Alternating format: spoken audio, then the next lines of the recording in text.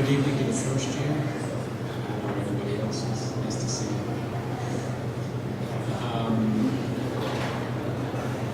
Good evening, welcome again to the School of Architecture lecture series. Before introducing Interloop architecture collectively and individually, I want to make a few announcements. Again, next week, week from today, Stan Allen's Monday evening lecture and the conference New Ways of Inhabiting the City on Tuesday, which will go from 3:30 to 7, sponsored by the Cervantes Institute, that will feature Stan, along with Dana Cuff, Sam Jacob, and our own Juan Rodis, Claire Lister, Sarah Dunn, Penelope Dean, and Alex Lambert.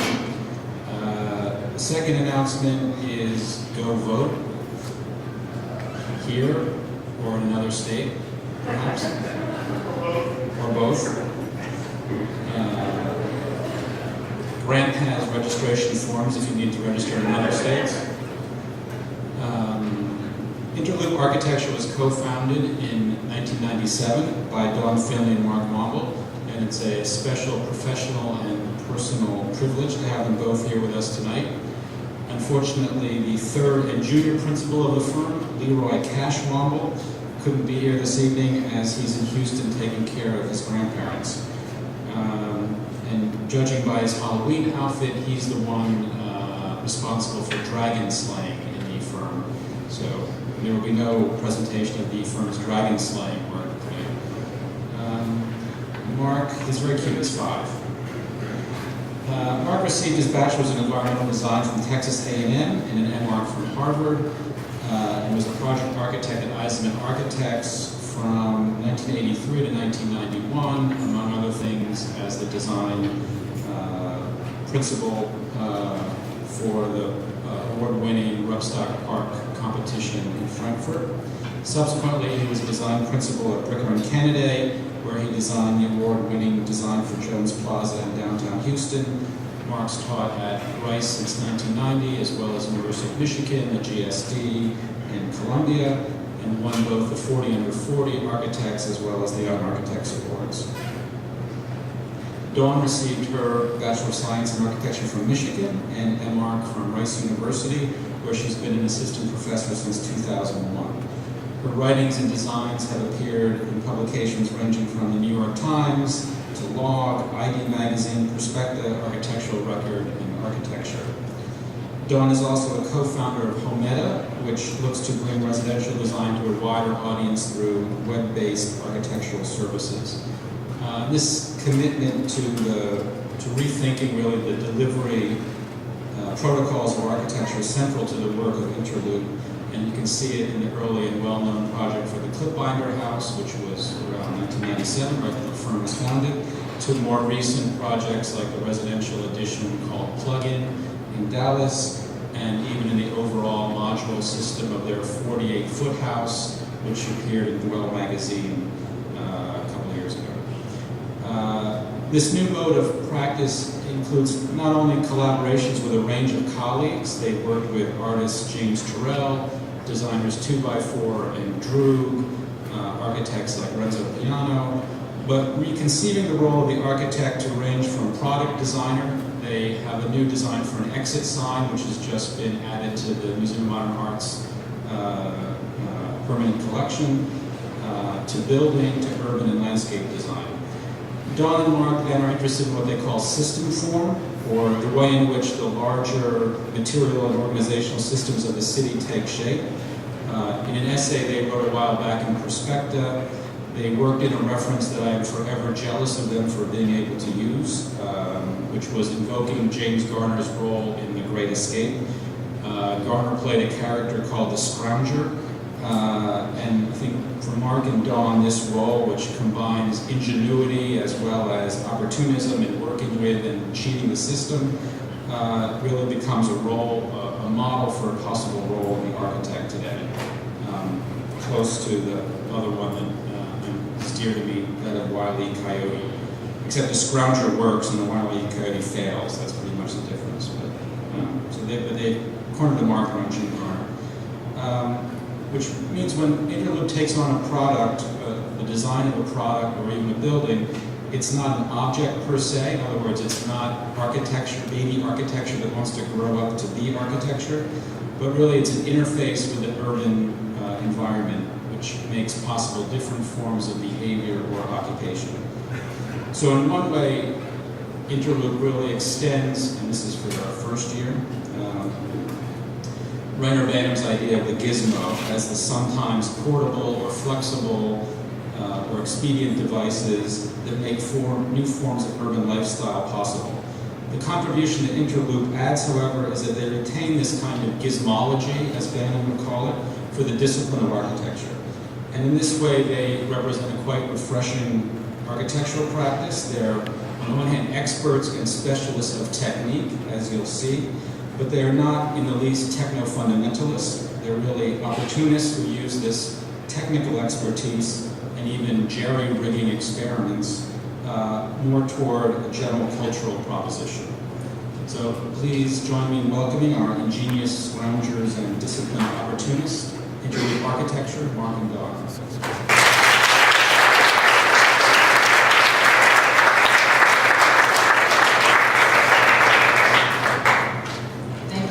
We're excited to be here.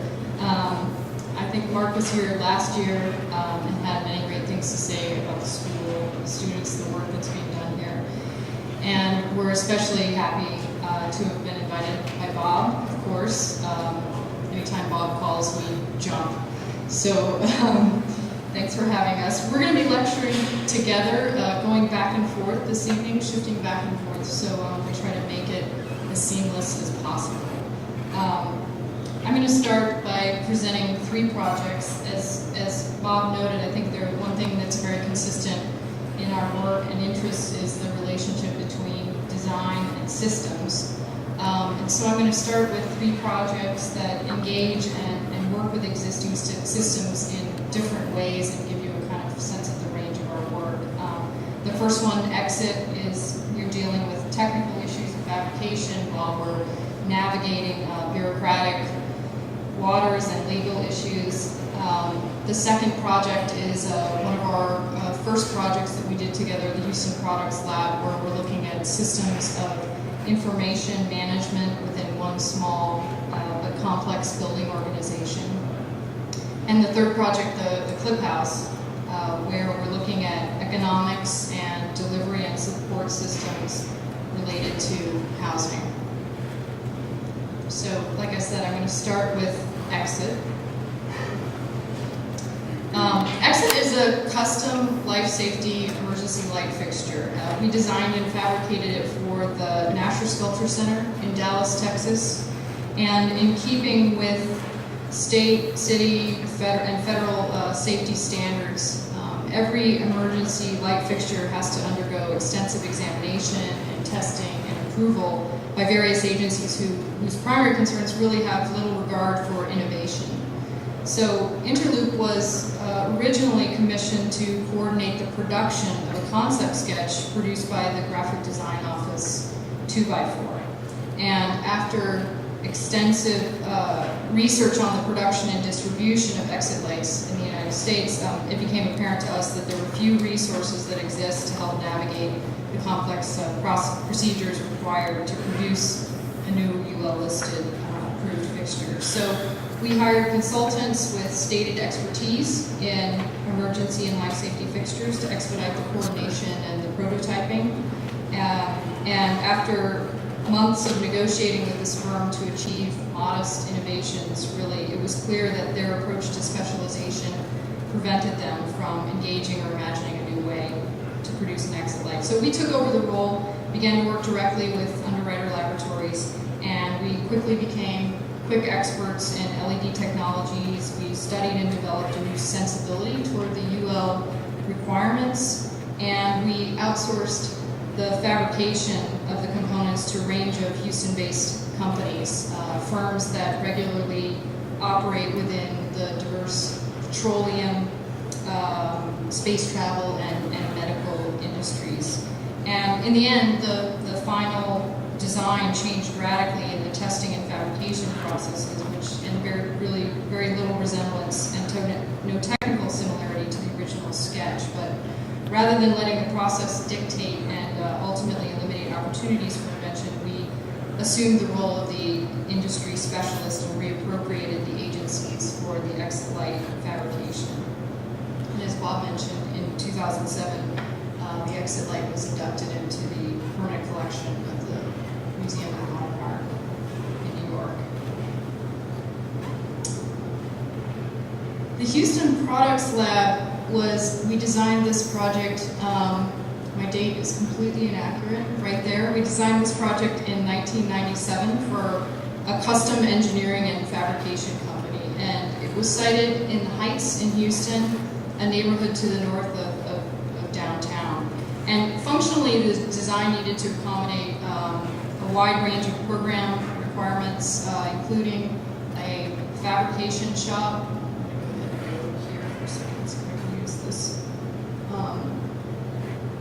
A fabrication shop and an assembly yard, which is an outdoor space here on the ground level.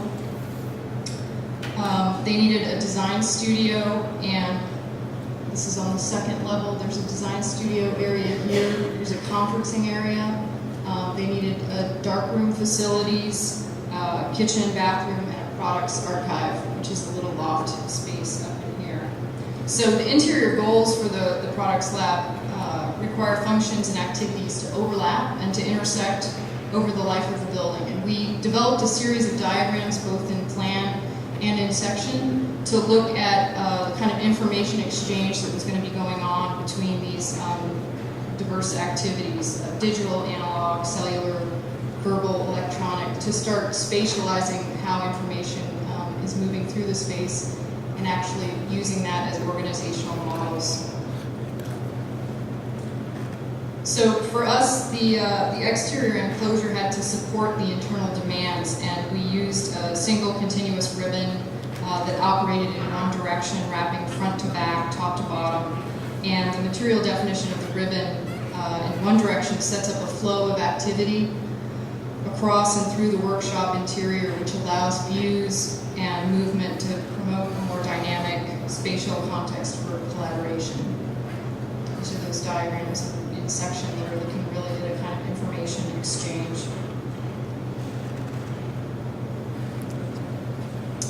And because of the modest size of the building, it's a 4,200 square foot, we were really looking at adjacent spaces, and their respective activities are organized around what we call 8 boundary objects. They're strategically located and functionally diverse pieces of built-in furniture. So the boundary objects are accommodating activities unique to the spaces next to them, and they're also accommodating activities that those spaces share. So they both separate and they divide. And for example, this is on the second level. I don't know if you're able to actually see this tiny diagram up here, but this is a small piece of furniture along the gallery at the entry, a long desk where reception and mail and package delivery and product display and conferencing are mediated between the design studio area and the actual conference area over in this area. It's possible because it's low and open in its form.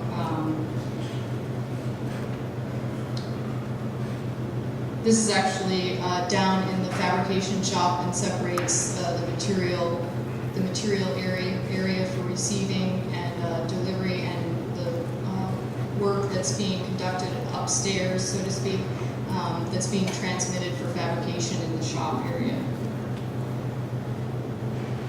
So really in the products lab, activities are migrating toward the boundary object, and in this way, each boundary object accommodates dimensions of the business by organizing the space along the functional edges where one activity meets the other.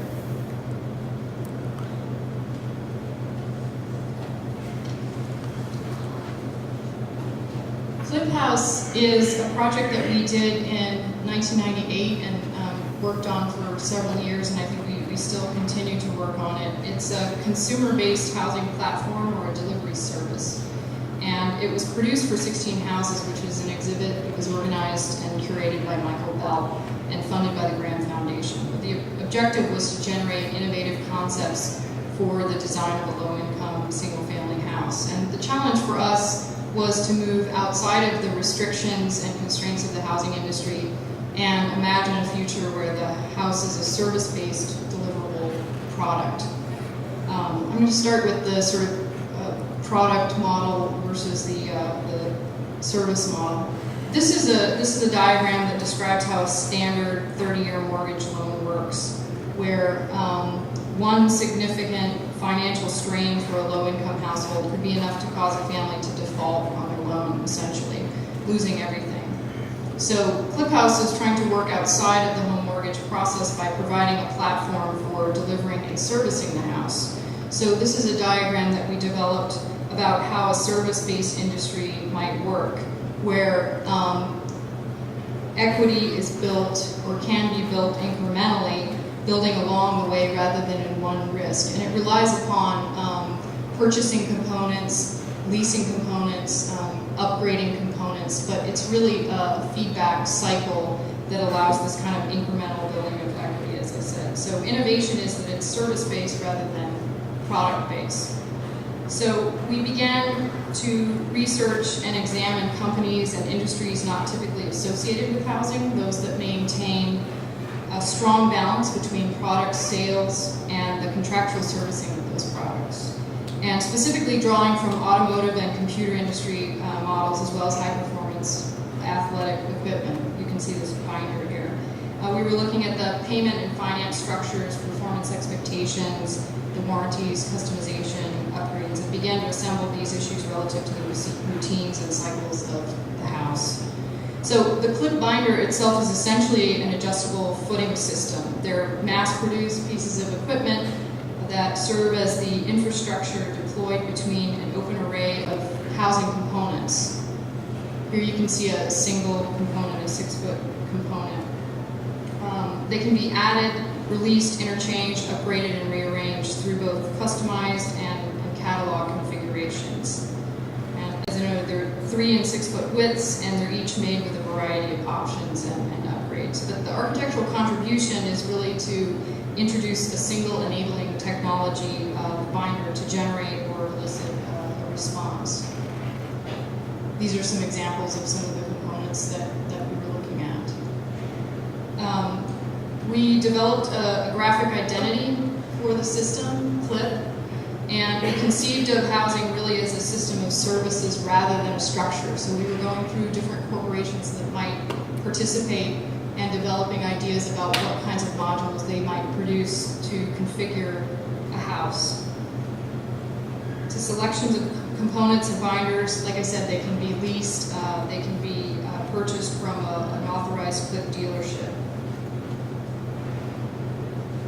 And we also developed advertisements and developed CLIP with a variety of participant companies. So graphics, of course, inform clients of new and existing services, promotions, and upgrade availabilities. These are some scenarios of different user groups that we were looking at in the beginning, just kind of diagrams of different configurations that might come through an extended family, property mates or the squatters, and an extended, a larger family, the executive couple. So we recognized that this was an ambitious proposition, so we began to speculate on the applications that could substantiate and ramp up the manufacturing process. So an enormous amount of capital would be required to establish such a system, and these are two scenarios for how private sector or government agencies might get involved. So this is a government med post used for remote medical emergencies, and then the Halliburton field post. Keep in mind, this was about 10 years ago, so we didn't know the extent of Halliburton's. And then these are kind of scenarios that imagine and take into account the aftermarket material consequence, speculating that would be dealerships for used and refurbished components. And I think for us, these images are really the purest expression of the system, and in many ways serve as a diagram for what the system can do. So the ClipHouse platform sidesteps conventional limited modes of production in U.S. housing to initiate a more ambitious, decentralized system capable of using and reappropriating existing protocols associated with consumer products.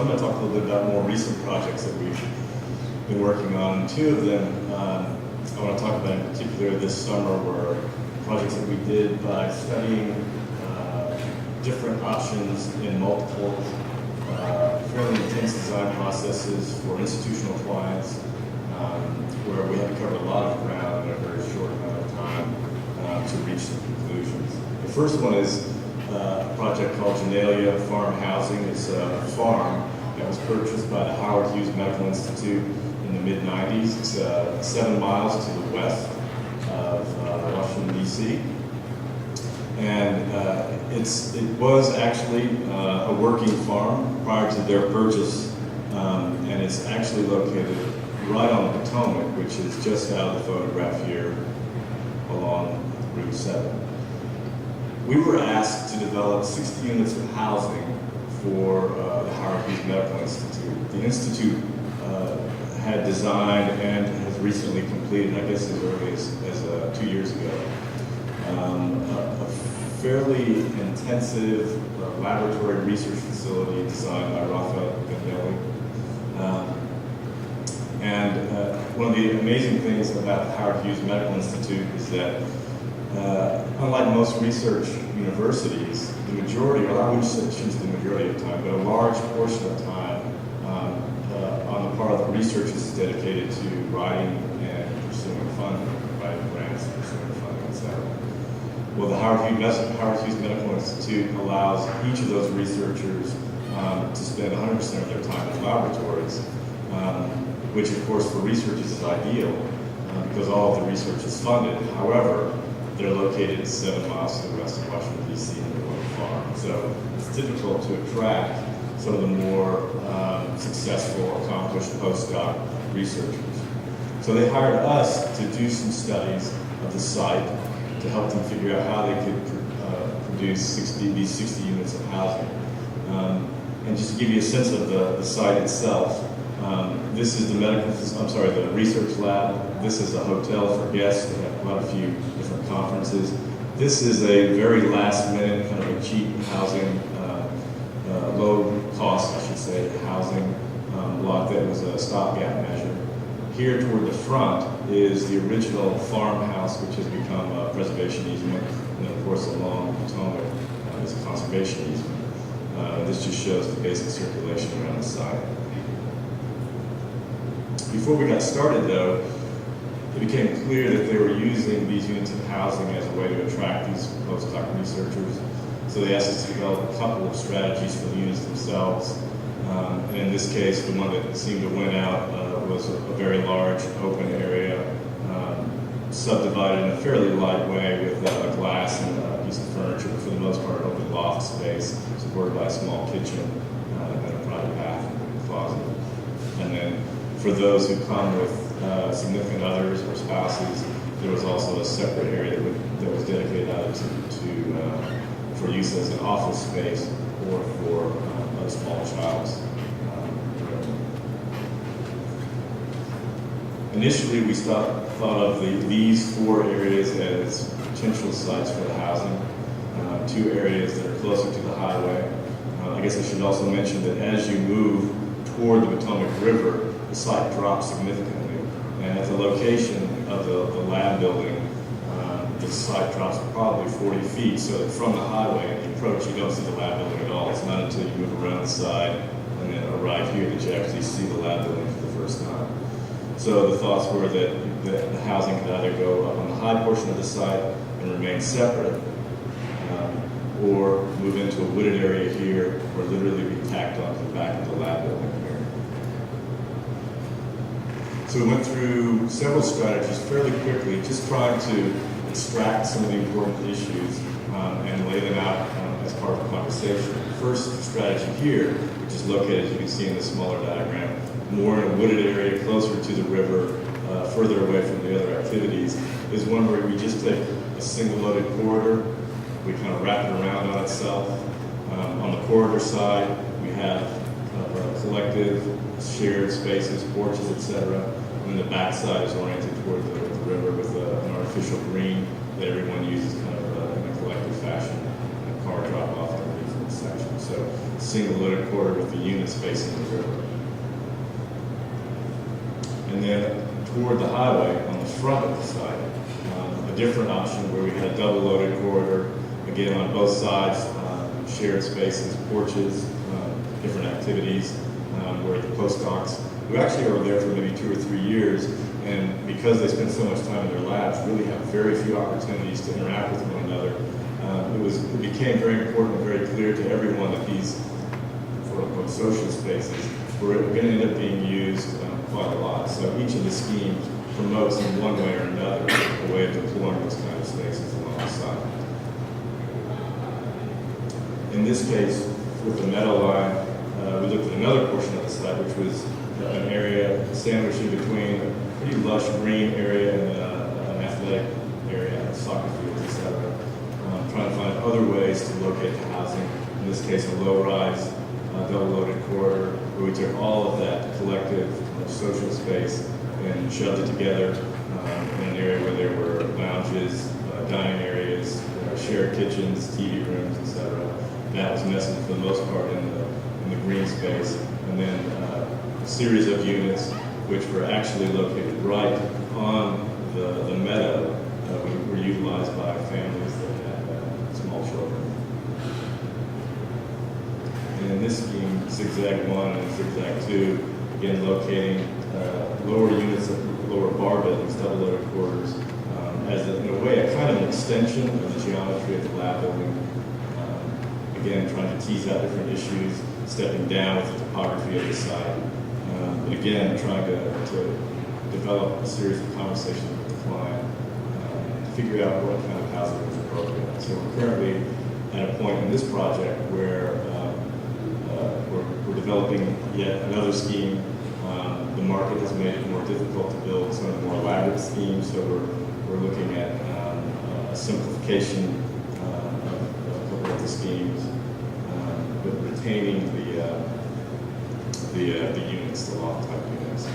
This is the final scheme we did, which is called the Lasso, which combines a big rise tower with a lower 2-story bar building that curves around and creates again that kind of outdoor social space. And here, access either through what ends up being a fairly nice garage space, or down from above through a bridge that connects to the upper preservation easement of the original farmhouse space.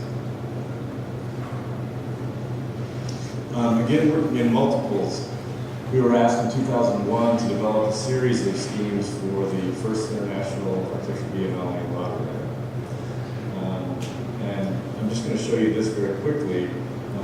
We produced a series of let's say, urban, I guess in Bob's terminology, gizmos, which were intended to elicit responses in public thoroughfares, mainly the main boulevard that runs north-south in Rotterdam. This was called the if-then map, which was a design that featured a kind of a field of toggles. And when those toggles were either bumped up or sat on or kicked or slapped or whatever you wanted to do with them, they would illuminate. And when they illuminated, they would set into motion a kind of a very simple series of if-then kind of interactions, electronic interactions. So when you hit one of them, the first one would say hello in one of 64 languages. And then if you were to actually, after you've activated the first one, there's a 12-second delay where 2 other toggles begin to illuminate. And if those are interacted with, they set off 2 more, and those set off 2 more all the way through the 64 languages until you reach a point where they've all been activated. And then they begin to activate in reverse 64 ways to say goodbye.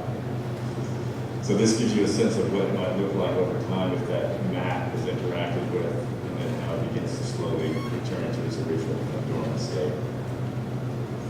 And after this idea, we presented it in Rotterdam, and there was actually we sent the scheme. It was reviewed, and there was a lot of interest in it. And so we developed a series of other options which utilize similar strategies. In this case, 2 enclosed versions of the same electronic spontaneous interaction, and then 2 other versions that were also to be located. These in more in the gizmo mode of working, kind of a covered bench area with a electronic interface between the inside of the bench and the outside kind of landscape. In this case, these were like video teleconferencing, spontaneous video teleconferencing up and down North-South Boulevard. You jump on this, it springs into action, turns the camera on, and you listen to another location 3 or 4 blocks up the street.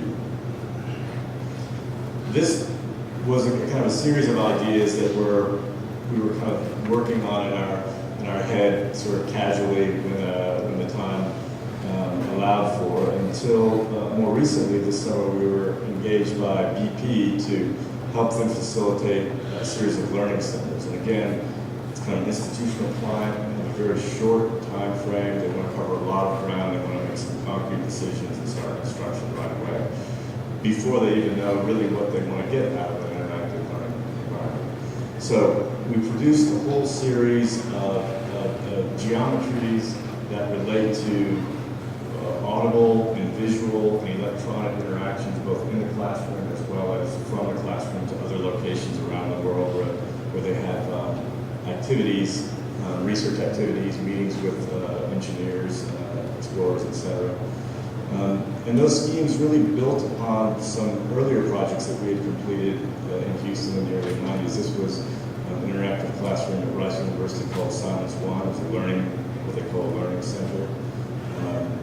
It was tucked away in a kind of a dark area of the library where we inherited a column in the middle of the room and very few physical characteristics of the space that were conducive to learning. But in the process of developing the space and the furniture, the locations for large displays and cameras and sound, etc., it became clear that if you were to take, tables that had a lot of electronics built into them with views across the room, both to electronic displays as well as faces and body language and other physical objects, that you could actually produce a pretty interactive, kind of flattened, hierarchical environment where a lot of learning could occur. And we broke it down in 2 basic ways. The room had to perform as a physical space. It had to be utilized both in its physicality as well as what we refer to as phase space. In other words, that was a temporal component to the room. So the physical space was very much what you would imagine. You have to get the ergonomics of the single workstation right. And in our case, we designed it so that 2 people could work at one workstation. Once that began to work well, you had the opportunity in the room to connect visually or audibly with another workstation, and those could begin to interact with, let's say, a third location or a large format display in the room. Simultaneous to that, the phase space was really a kind of an interactive, it was a temporal, interactive displacement in time, where it starts off as simply as you inputting information into your own workstation and receiving information from it, and also interacting with the person working at the workstation with you, to that happening across the room, and then of course to another physical location somewhere down the road. And then developing a series of timeout spaces where we didn't preclude the possibility of using physical objects, books, maps. The spaces, each of the workstations were designed so that you would unfold a Rand McNally road map. It had to have some physical elbow room so that objects could be brought into the room. And then again in 2001, we did another set of classrooms for another building on the Rice campus, utilizing similar principles. And in this case, we actually inherited 2 columns in the middle of the room. So using some of those principles, however, in this case, it was going to be a freestanding object in the middle of a large trading floor in a new building in Houston for British Petroleum, where they had, they called them trading floors. Basically, they're buying and selling energy.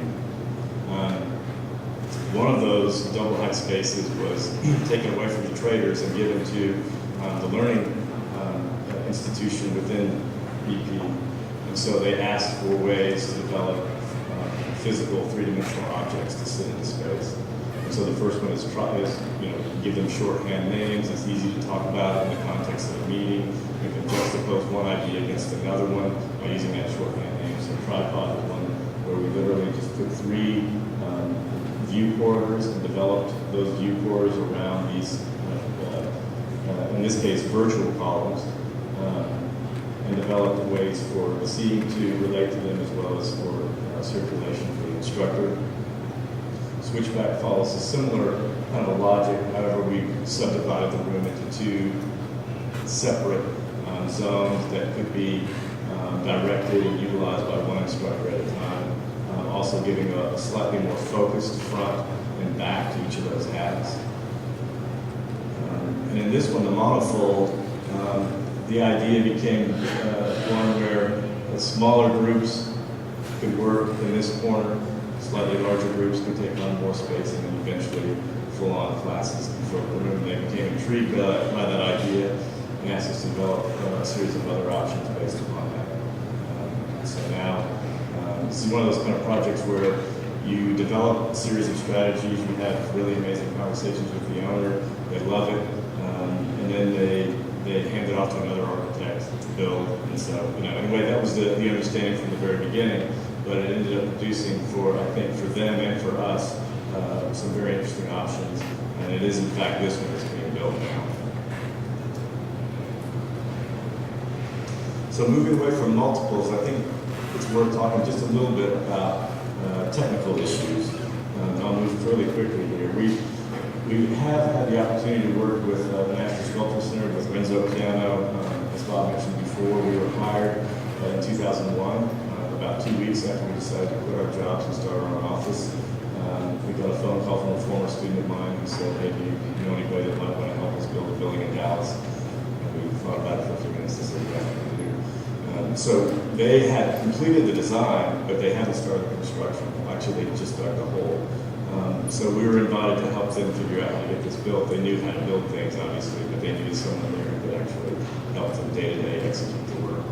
55,000 square foot museum, a large garden designed by Peter Walker and Associates, and then a small area in the back where the trail is, where we were eventually asked to perform the role of architect of record for the trail. This is the interior, 5 bays, 32 by 128 feet long, built out of travertine stone. Of course, all the signature Renzo piano, the beautiful structure of the roof, the incredible light.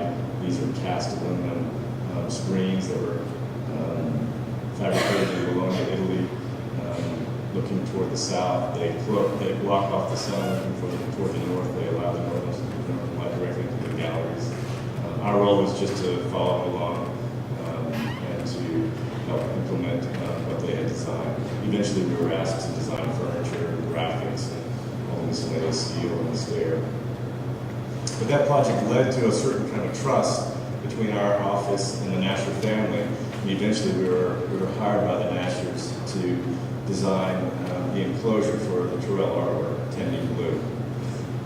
And it posed a series of pretty significant technical obstacles, given that the entire garden was designed to drain toward the Turrell, but the Turrell needed to be below ground and be filled with electronics. So you can imagine how many times we had to scratch our head about that before we got to work. But in the end, it turned out to be an amazing experience. The horror stories that you hear about James Turrell, as far as we're concerned, are not true. But some may have different experiences on that. It was an artwork composed of 2 pieces. One was an entry vestibule, an artwork, had a zero-edge artwork, and then, of course, a traditional sky space, all buried in a berm at the back of the garden.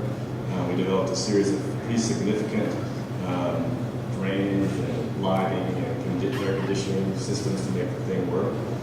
As you approach the artwork, all you see is this dry stacked granite box, and then this blue light that you saw in the first image, which emanates from the entry vestibule, but you can't really see the ground plane.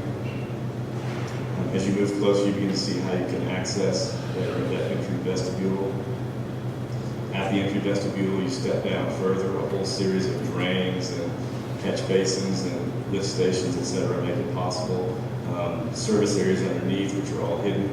This is probably not the thing Turrell wants us to tell you, but we're going to give you some insights into how it all works. This is really just a section through the detail of the vestibule piece and the knife edge entrance with the zero edge. For us, this project was very interesting. I mean, obviously, when you go to the Nasher, this is just known as the Turrell artwork. It's not known for anything else. Our presence there is, for the most part, erased or never really acknowledged. But it became an amazing opportunity, first of all, to work with incredible engineers, to work with Terrell, to work closely with the Nasher family, and really to utilize our technical expertise in order to further programmatic possibilities that Terrell himself had imagined. The idea that it could, in fact, be buried in the berm, when all of the civil engineers were saying that we shouldn't try that.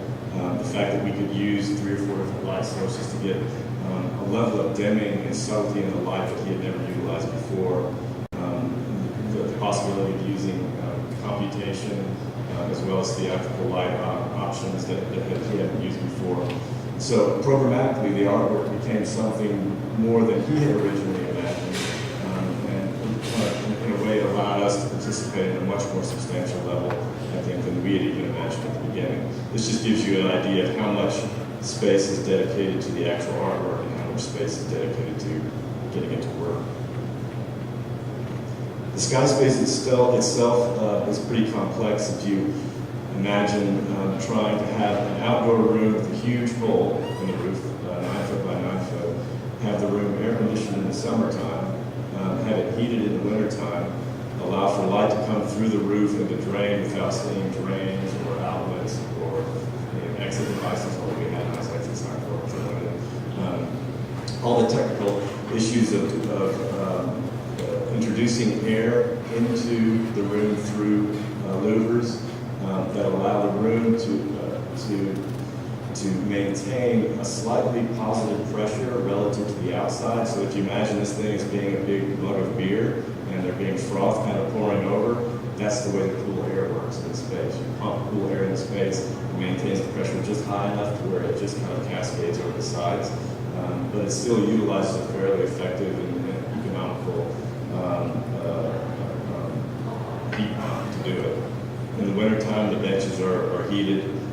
Return air goes behind your ankles up through the back and through these return air grills, not sort of return air ducts and tunnels.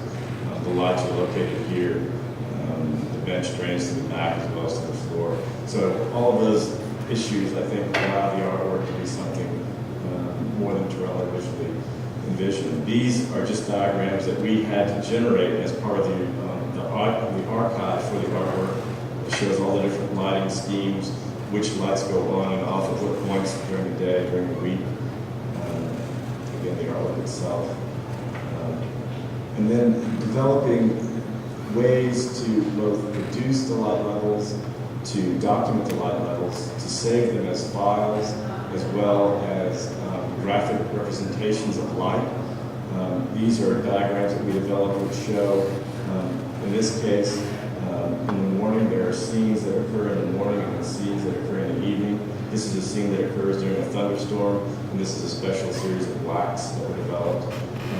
But as the light early in the morning begins to rise, you start with all the light levels extremely low, and then as sunrise occurs, you try to maintain, you're chasing light in the morning as it comes up, and slowly differentiating ever so subtly the level of light on the inside relative to the ambient light on the outside.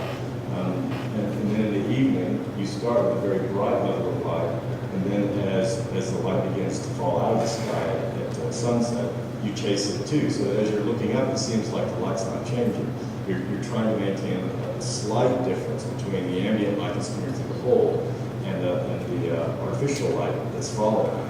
So that after you sat in the room for the hour-long scene here, you go outside and you think it's still light because you haven't noticed the light getting darker because the relative light on the inside is maintained. And you walk outside, it's pitch black. Same thing happens in the morning. You maintain the light on the surfaces of the wall and the ceiling. It chases the light coming up. You think it's still relatively dark outside. You walk outside and it's completely bright. It's just a matter of figuring out programs for each day, given the sunset and sunrise are different every day, and figuring out ways to get the LEDs and the cold cathode light to chase that light. This just gives you a more detailed sense. I think it's a 66-minute program. Sunset is right here. The scene starts at 25 minutes before sunset. At 23 minutes, it spikes up. The cold cathode goes as high as it can go. at sunset, as the light in the sky starts to drop, each of these slowly, at one moment you'll see more green, at another moment you'll see more red, and another moment you'll see more yellow, until eventually it follows that light completely out of the room. And since Texas accessibility standards are more strict than the American ADA standards, we had to build a stone bench that would fold away so that two individuals who were required to sit in a wheelchair could sit side by side and have their angle of their back and their head exactly the same angle as everyone else in the room. So we devised and fabricated in our shop. This is a 1953 Ford Crestline right there. Fabricated in our shop a stainless steel folding chair that could support 492 pounds of stone and be folded in and out with a handle. Again, this was an area where we didn't really know exactly what we were going to do, but we made a whole series of mock-ups, models, until we got the balance of the system to work and had it installed. And then finally, actually I shouldn't say finally, I'll try to get through this as quickly as I can. While we were working in Dallas, working on the trail and Asher, we figured since we were driving so often to and from Dallas from Houston that we would build an addition for my parents' house and stick it on the wall for them. So we actually took this on as a side project. They have a beautiful 1963 ranch-style modern bungalow in Dallas. And we opened up one end of it with what we call plug-on. It's a stainless steel and glass structure that we fabricated in Houston, dry fitted, broke it down, and then took it to Dallas, plugged it in the wall. We had to build a 2 cubic yard counterweight underneath the floor so that we can't leave out.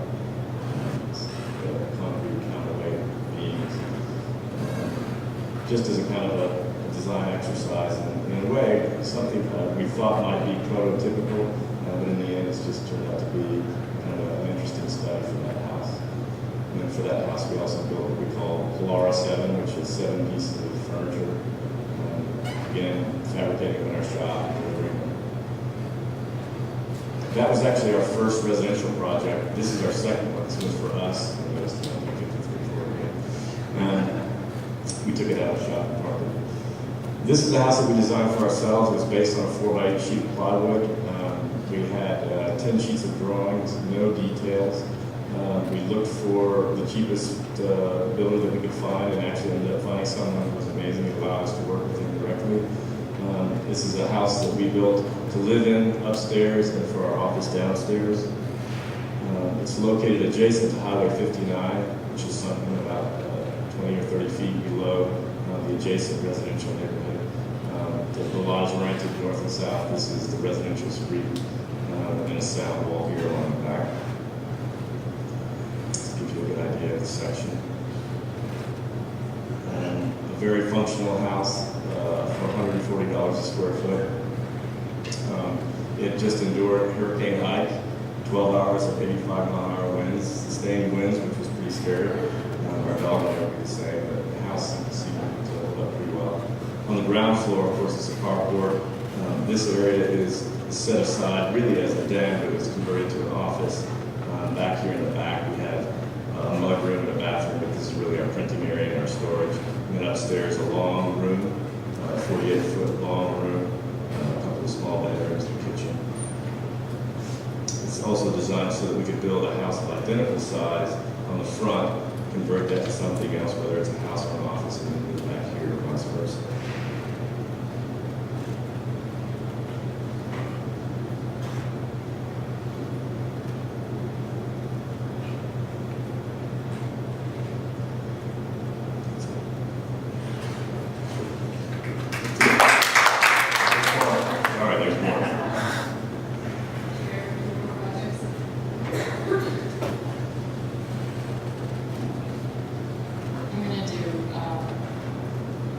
Since we built our own house, we were commissioned, I'll move through these pretty quickly. We were commissioned to design 3 houses, 3 residential projects, 2 of which are under construction currently. The Reese residence is located in Houston, and relative to the house that you just saw, this is I-59, that house is relatively here. This is Rice University, and it's located along Sunset Boulevard in an area, like I said, near Rice, and it is basically in a neighborhood that was originally developed in the 1910 period, and the property is surrounded by 3 sides of public streets. There's Sunset Boulevard, which is a double lane with a planted median. There's Greenbrier, which is a fairly large thoroughfare, residential thoroughfare that connects the university up to some of the more commercial areas. And to the south of the lot is actually an alley access used by the local residents. And so the interior spaces of the house, you can see this is the north, this is Sunset, Greenbrier, and the alley. And so the distribution of the programming for the house really starts to wrap around and acknowledge the cradling of a kind of a private space on the interior. Just to give you the basic layout, there's a kind of a formal dining and living area at entry, a family study. There's a master suite on the ground floor with a double height space here that you can see for the master bedroom. There's a large family room that begins to, this is also a double height space with a large glass wall that mediates between a garden on the west edge that would be more of a softscape, but it would be a garden that would be adjacent to this larger thoroughfare, and a more private hardscape in this area. And then this edge of the building on the ground floor is really the garage zone and access to the alley, a small hardscape here for their son. It's a family with 2 children. Upstairs is 3 bedrooms and a small lounge, and guest quarters for parents in the future. Those were plans that were fairly schematic, but the basic organization has stayed the same. And the skin, really for us, I'm going to show some studies that we did for the skin. We thought of it as an articulated wrapper that was going to mediate between these 3 sides of the private center, the 3 sides of the public, and the center on the site. And for us, the outer facade or the skin was really designed to obscure the interior spaces from the exterior. These are some unfolded studies that we did. This is the same massing looking at a kind of Ethernet rain screen, a cementitious board. But in each case, we're interested in the skin becoming more object-like and obscuring really what the programs are on the interior. These are some studies that we went through. This is actually the current version that we're working on here, and just to describe the obscuring of that program. For example, this large cut that we make in the continuous skin is actually a window that's in the bedroom upstairs, but also a large window that's in the double height space of the master suite. And likewise, this is the west elevation that looks at Greenbrier. There's a small clear story on the family study, a bedroom window, a bathroom window. But just finding kind of larger moves that really begin to let the skin be articulated as an object. This is the site plan rotated 90 degrees. And these are the working drawings, the pricing set for the current configuration, which changed somewhat based upon the different skin concepts that we're working through. Some sections through, cross sections through the family area here with the large glass wall out to the pool, and then the master suite, and then a section through the main house looking at the kitchen. Some interior studies of what that family kitchen room would be looking out to the hardscape and pool. You can see the skin beyond. And then these are just some, again, from some construction documents that are looking at the wall sections. It's a rain screen, a Swiss pearl rain screen that we're using, and also a flat seam metal for those portions that are cut open. These are a series of diagrams, that just base geometry diagrams that we constructed for the contractor to make the actual construction process clearer. The Johnson residence is currently under construction. This is it's located in Houston. It should be completed, I think, in February of 2009, and it's located on a lot north of the Rice University, again, a little bit further north of 59. But the actual platting of the lot is kind of interesting in that these curved streets on Avalon Place generate a kind of a parallelogram-shaped site. The existing house itself was designed in 1955. It was this massing here. It was a two-story building and designed by Wilson Morris and Crane, the same architects who in 1960 designed the Houston Astrodome. So in keeping with the client's desire to reuse and preserve as much as possible of the main portion of the house, let me see. This is the main portion of the house. We opened up the ground floor to make it into one big room. The upstairs was 3 kids' bedrooms. What we added was a large kitchen area that again begins to mediate between a backyard and a poolscape and a hardscape. There's a carport here. There's a master bedroom, glass wall here, and 56-foot long master bathroom back in here. The upper level, there's a bridge that actually connects the old part of the house to the new, and there's a large stair here and here that begins to make this really the central area zone for the family. Like I said, there's a hardscape here that these spaces are all facing and open directly out to.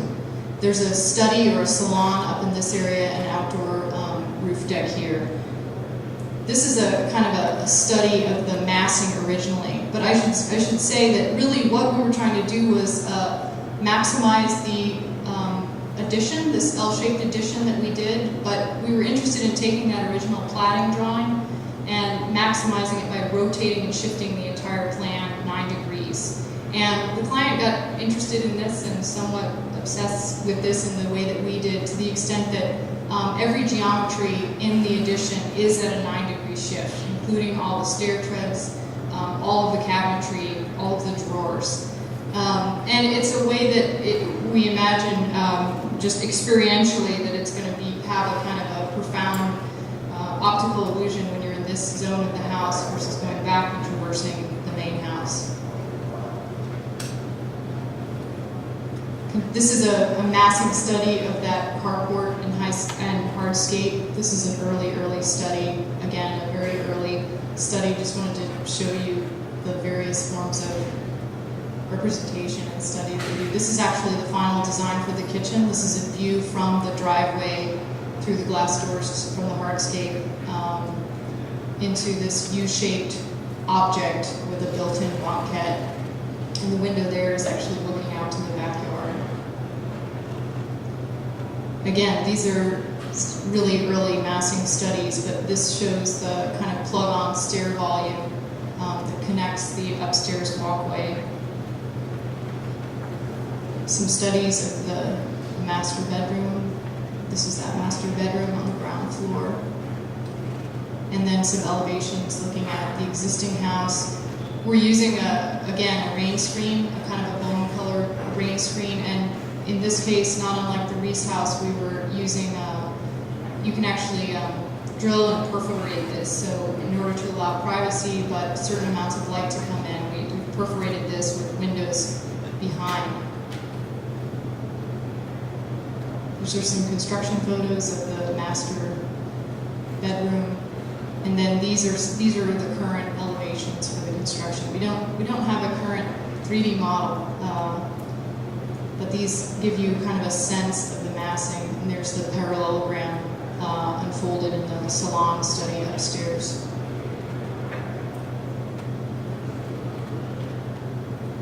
This was taken probably 2 or 3 months ago. This shows the connection between the old house and the new house, the bridge that connects over, and we have a cantilevered bridge area and a lot of forces coming together. together here, and we were excited to be able to actually use a tripod column here in order to mediate all of the forces coming together. This is that study upstairs. Some details of the tripod column. I have one more project to look at. This is currently under construction also, and this is the Hardenball Nystrom Studio. This is a private yoga studio and garden, and it's sited behind an existing 1920s airplane bungalow. It's also in Houston. And the ground floor is a naturally ventilated space with sliding glass doors that open out onto the garden and to the pool. And it serves both as a garage for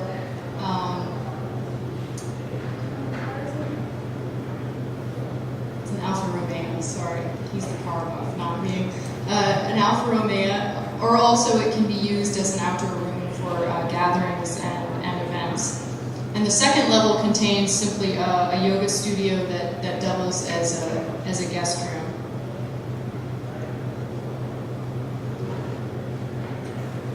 This shows the site plan of the garden. The garden is sandblasted concrete, and this will be a mix of interspersed gravels and ground covers and indigenous grasses. But to talk about the screen around the yoga studio, the screen, privacy and sunlight are going to be filtered through an exterior hardwood screen. And the screen produces different densities and noise patterns as it wraps around the building and around the exterior stair. We worked with a mathematician to develop a series of scripts for us that looked at the opacity and the noise relative to a hardwood screen.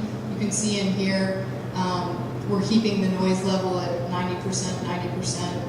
Noise and opacity are at 90 and 10 here versus a more normative 10 to 10 here. And this diagram shows just the distribution from changing the opacity. And looking at diagrams relative to the site of how we would actually want to mediate and filter the light using this screen.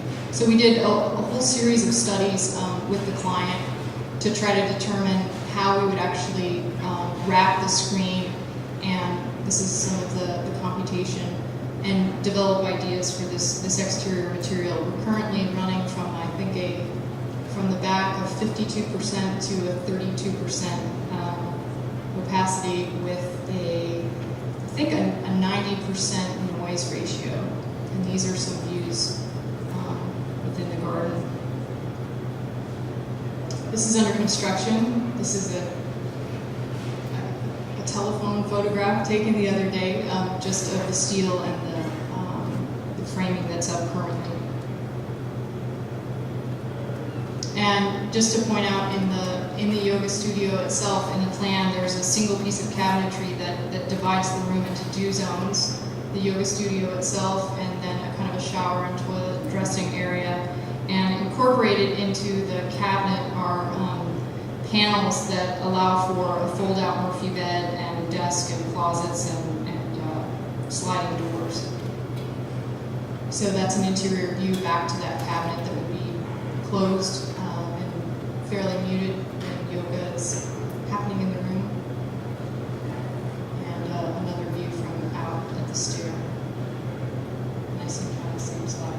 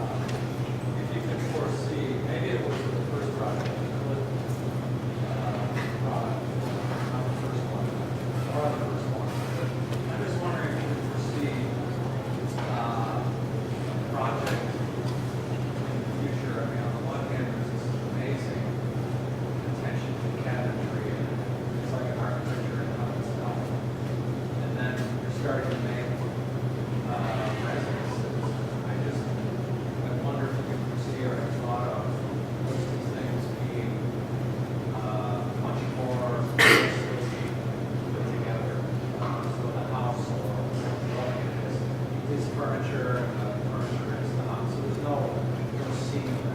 There's no difference between what we refer to as the architectural enclosure and the furniture itself. Yeah, I mean, maybe it's the 90-degree point. I was interested in that section.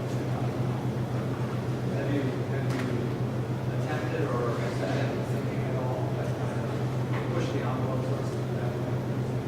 Well, I wonder, do you mean more in terms of the way that it would be executed or the way in which it would be designed? Because in a way, the clip house, maybe this is what you're referring to, the clip house has like the furniture built into the enclosure, but the enclosure is mobile, like a piece of furniture, you know, the different components. I mean, I think that might be as close to that particular rendition of the idea as we've come to this point. And I think the difference would be in the Johnson house, where every aspect of it is fabricated. Once you get beyond the general steel, structural steel and the 2x framing, even the mullions are built at 9 degrees and the windows and everything. So you almost have to treat it from an execution point of view like it's a piece of furniture. But I don't think, I mean, I don't think that we have envisioned an idea of, you know, each of the walls as being as seamless maybe as you're thinking of it with a piece of furniture, except for that last project article. Yeah, I'm not convinced it necessarily be a house project, but I think it would be very difficult to do as a part of that. It's sort of enormous numbers of their hands, on it. Although, you know, only willing to have 40 tiny figures that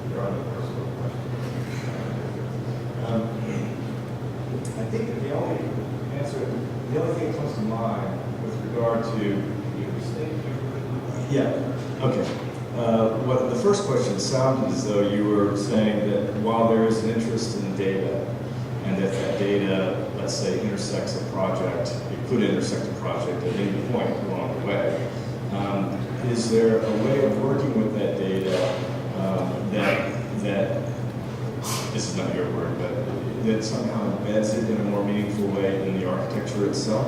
Well, that urges is a spatial exploration that says that you test data, test it spatially. So the data is tested spatially. The way I feel like it presents results, is that here's the data and then here's the result. And I'm curious, I think, not just one result, but there might be a long process there back and forth between data that you're erasing and then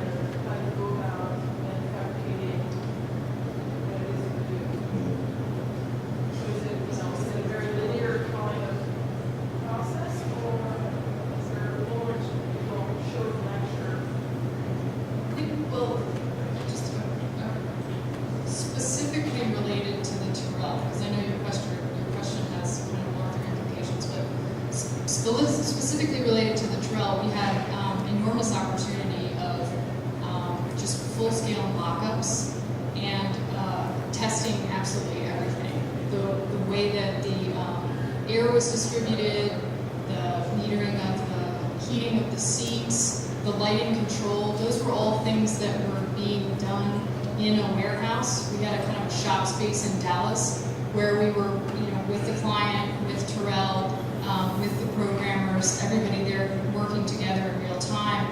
And that the data that we're showing here is really just a document of that kind of collaboration that was happening in the space. So, it's not something that was necessarily reported. It's not necessarily something that would reshape that space in particular because of its specific parameters and limits from the artist. But I think it is for us a lot more than just data in terms of the way that we try to work with it. In that case, it was very beneficial to be able to work with real models. I think another example that I would point to would really be the Clip House again, because I think that this, looking at that order form, for example, a lot of design decisions are registered on that order form, but the order form itself is not a spatial device in the traditional architectural sense. But it is a spatial device, and in a way, a documentation of a temporal idea when you think about all the different ways in which the marketplace, the service of the Clip House, the way in which it's distributed and upgraded, etc. It's kind of registered in there. And I think also, looking at the buildings themselves, the results of the system, as we were talking earlier today at lunch, they become for us almost like diagrams of the system as much as they are buildings themselves. They begin to describe how the thing works as well as being one of the products that system yields. I honestly have to say, I'm not sure if I understood the question entirely, but it seems like this is a fundamental question with regard to research in relationship to architecture. At what point does the data that you're working with become part and parcel to the architecture itself? Or is it all just some lead up to a point where different modes of producing architecture have to take over and that's left behind? And I think that's kind of a struggle that it's not necessarily a struggle that we're daunted by, but I think it's part of the kind of process that we're in every day. Based on what you are doing in the project, where you now modulate these lighting conditions based on registering the outside sensory data and having that system of RGBs inside. You want them to reinvent the next project of that technology and that knowledge. If you're not serving Terrell and then you're serving your own agenda with that particular technology and understanding how it might alter this experience and also conditions for very control. And I wonder if that then can be used because that pattern is now part of your set of tools and part of the business setting of visible out of your practice activate. Yeah, I think we're, again, I'm not sure if I'm completely grasping. I think it's an interesting set of points that you bring up. And Maybe a cube and parametric at the same time. I'm going to be a cube and parametric at the same time. Yeah. Yeah, I think that one of the things that we take away from that project is this ability to record and to work with data, and to also carry it forward, let's say, in a way that doesn't close the contingencies of that data down. So for us, we're always trying to keep the contingencies of any of the sort of, let's say, the spheres of data that we work with in a more in a live form, a living form. As soon as the contingencies are kind of wrung out of it, then it no longer has that life. Unfortunately, with Terrell, there was a specific set of objectives that were not necessarily stated at the outset, but that were in a way crystallized in the programming phases that took place at the very last minute before the piece opened up. And in a way, it would be great to be able to recreate those moments because they were quite extraordinary moments. You know, waking up every morning at 4 o'clock, meeting these kind of, you know, completely tattooed 22-year-old soundboard mixers who had been at a concert the night before. They bring in their mixing boards. Terrell comes in with his coffee. We come in. You know, there are several programmers, and then we watch the light. And when we watch the light, Terrell goes, more blue, more yellow, whatever. And then, you know, we'll sit there in the room and we'll go, ooh, and Terrell goes, that's quite nice. And the 20-year-old's going, whatever. But it's, you know, it was really kind of fun because those were things that were happening in real time, and you were tracking the data, and you were shaping it, and you were recording it, and you were documenting it, and then you had someone there who was responding to it. In a way, it's kind of like, you know, that would be the urban event that we wanted to create in Rotterdam, more than the kind of thing that would crystallize. But, you know, art collectors and insurance companies want to know exactly what the artwork is, so you've got to freeze it in a way. But that's kind of a more interesting representation, let's say, of how data shapes space. And that space that it shapes is something that we've come to recognize and watch and try to occupy. These BP labs are intended to be that way, and the science labs ended up being that way. I mean, it was kind of a careful orchestration, orientation, visual corridors, audible kind of information passes through the room as well as other digital and stuff.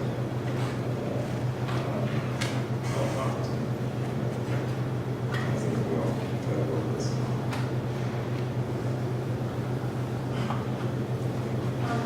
There's a question about scale. It seems like you guys are sort of very interested in this sort of interactivity and intimacy at the scale of the project for serving the residents. And I wonder how that translates into projects that are on a slightly larger scale, like the farmhousing, and how you take that sort of intimacy and interactivity into a bigger project.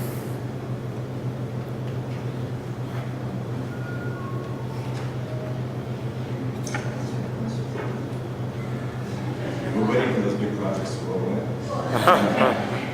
Well, one of the things that happened with Genelia that was particularly useful was a series of conversations that we had from the outset about what were referred to initially as these kind of social spaces. Nobody really knew exactly what that meant or what they were for.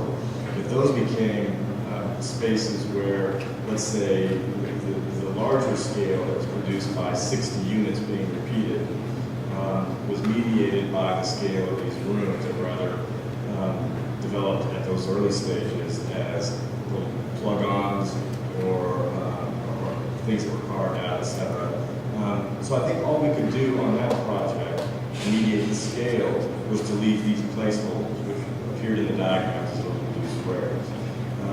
But I think it would be a challenge that we're ready for. I think that, like, for example, in the Johnson House, we kind of recreated the plug-on that we did in Dallas, the glass and stainless cube.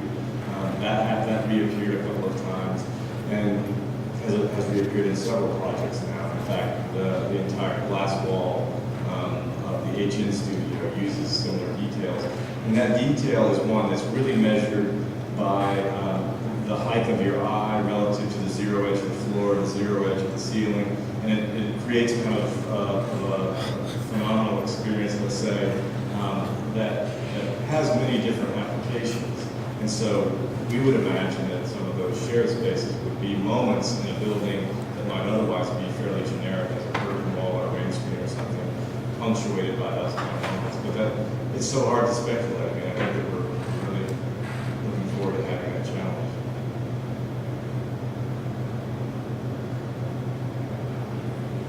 What kind of, I love the word. What kind of problem do you claim all the projects handling the same way?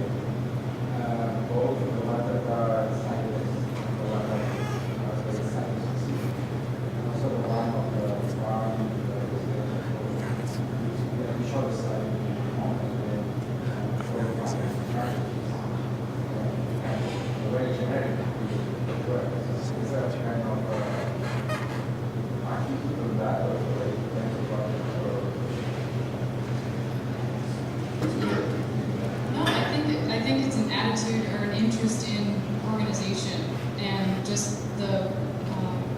conceptualization of the program. And even in response to that earlier question, I think what was not fully described in the Genelia ones was the extent to which we were trying to explain to the client the potential of social dynamic and how it could occur and where it could occur, and trying to describe to them the daily routine of the postdocs, how they might, come home. The long linear one was one that we described more as the monastery.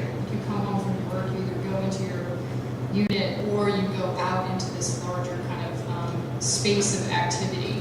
And so I think those were really a study in typologies, one might say, but for us they were a study of a kind of a social diagram for the occupant. And I do think that that's embedded in our interest in all of our work, is the kind of relationships, and in particular the kind of interior dynamic, that whether it's the scale of the building or the scale of the product. Your question also, your first comment was that everything was presented in the same Well, no, so that's what the lighting thing in the project that yeah. when you design building, very side power more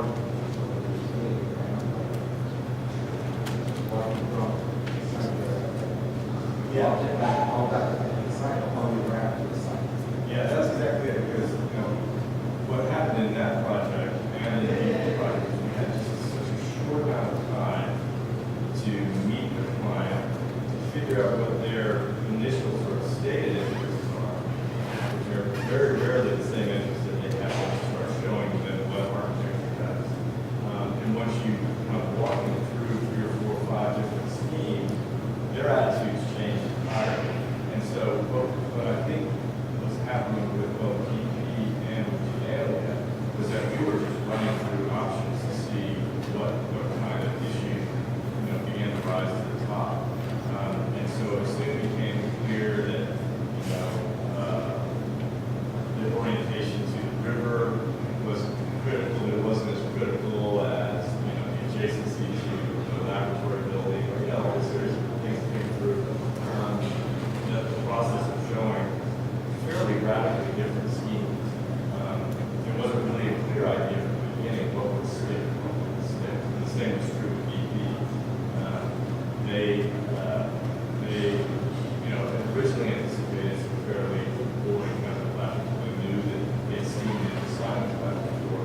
They didn't know exactly how those models might translate to the energy industry, back to learning how to work with Linux computational machines in the field, and all the kind of the subtleties of what they need to be able to do relative to the science lab. And so you had to show them a bunch of options.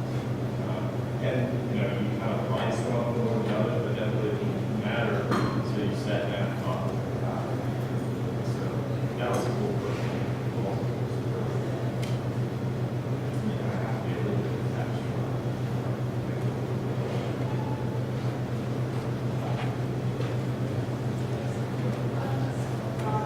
Following on from that, one thing that I noticed that I liked about the work is showing us multiple scenarios for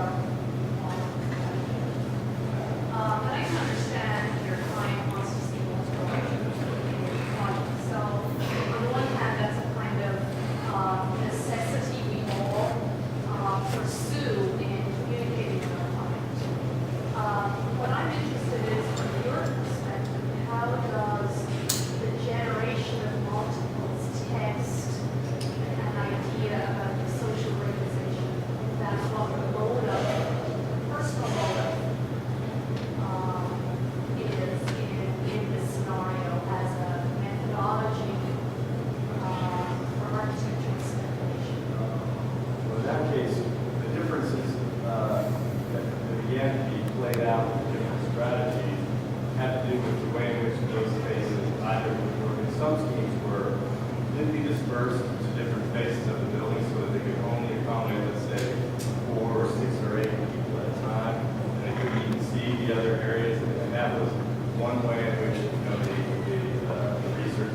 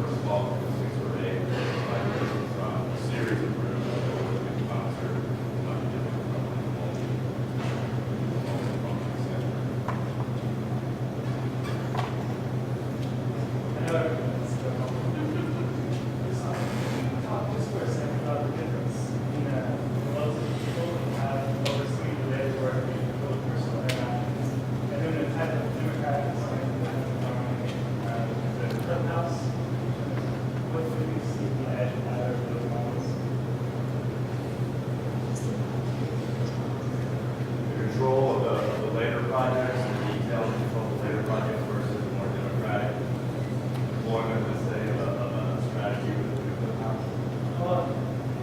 Yeah, there's a democratic business model, but what about, at the end of the day, the examples that you showed about maybe Fisher Price or Sony, where these larger corporations making those kind of spatial considerations, where do you see the role of architecture in that model? I think that one of the things that we tried to represent in the diagrams was the first diagram that showed the 30-year mortgage, and then a diagram that showed the idea of components more as a cyclical development. In other words, the diagram kind of stepped down, and another wave would come, and another wave would come. That they would eventually be components that were phased out and replaced with other components. You're right, it is kind of a business model. I mean, you can imagine it as being a business model. You can imagine it as being a model whereby Clip would go out and identify different both companies because they have some sort of expertise, whether it's refrigeration or audio or cooling or plumbing or storage. And also that those would come in waves. They might be different, they might evolve themselves as components over time. Some would be rendered obsolete while other ones might, and they may be rendered obsolete for one market but appear and be ideal for another market that will like will come to the aftermarket. So I'm not sure if there is a way, I'm not sure whether I would characterize that actually as a democratic versus just a straight sort of corporate model. But I think what we were trying to do was say what happens if we as a design firm become part of the interface between these corporations that are not really part of architecture per se, and we together produce, let's say, a series of waves of products that we plug in. The alternative that we were not interested in was architecture remaining within kind of the construction industry standards for residential architecture. And given the price points that we were designing for, we didn't want to noodle with the door detail or noodle with the roof profile, and that be really depending on what we do. So okay, what happens if we just produce a completely different platform and delivery system and develop it as a bookmark? I mean, we've never a bookmark for future housing, and we never anticipated this really be built on the still gets on And I think just as an extension of that, one of the things that the plug on maybe that wasn't explicitly described in that presentation was our interest in the extension of some of those ideas of the clip, how we as architects start to extend our role and start to move into the boundaries of other disciplines. In that case, we took on the role as fabricators, we took on the role as the delivery and the installation, but we took the standard contracting practices and let some of those remain tight in terms of the mechanical services, the electrical, and the permitting process. But I think we're just generally interested in, you can look at that project, the Hometa company that I'm about to launch in December, just new ways and new roles for delivering housing, I think, that get around the conventional, the industry as it is right now, that's really at a standstill the way the rest of the world is kind of producing.